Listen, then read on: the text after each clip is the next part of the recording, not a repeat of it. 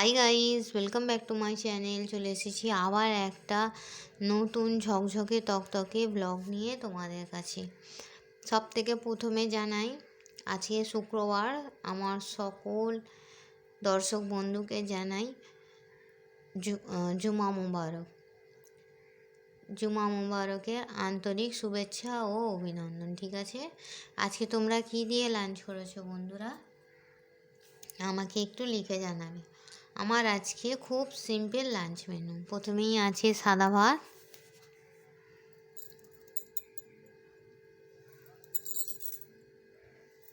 তারপরে আছে উচ্ছে আলু ভাজা,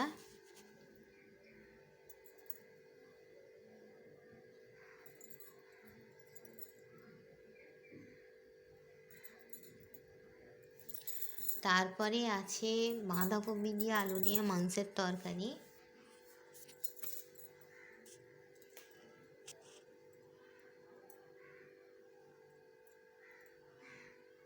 তরকারির কালারটা জাস্ট দেখো, জাস্ট ওয়াও, খেতেও হেভি টেস্ট হয়েছে।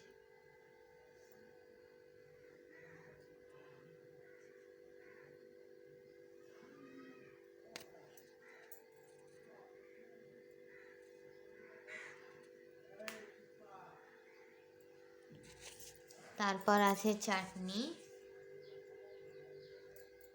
পাঁপড়, আচার। অনেকগুলো ফ্রিজে লেবু ছিল জানো তো, লেবুগুলো আচারে কেটে কেটে সব দিয়েছি, লেবু আর লঙ্কা। দেখো,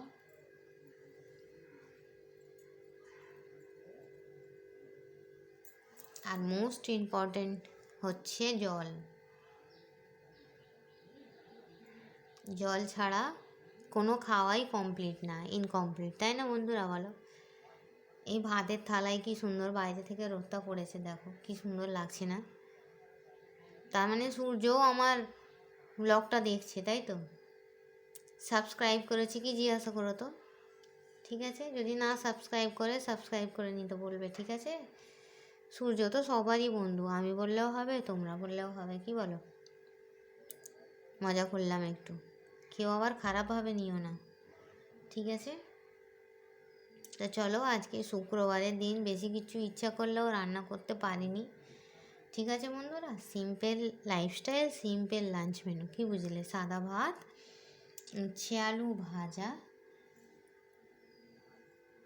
বাঁধাকপি আলু মাংসের তরকারি, চাটনি, পাঁপড়, যে আচার খাবে আচার, যে চাটনি পাঁপড় খাবে, ঠিক আছে বন্ধুরা? তোমরা কী দিয়ে লাঞ্চ করেছো আমাকে জানাবে। আমার ব্লগটা ভালো লাগলে লাইক করবে, কমেন্ট করবে, শেয়ার করবে, আর হ্যাঁ, অবশ্যই আমার পাশে থাকবে, ঠিক আছে বন্ধুরা? তো এই বলে আমি আমার ব্লগটা ছাড়ছি। কে কে খাবে চলে এসো।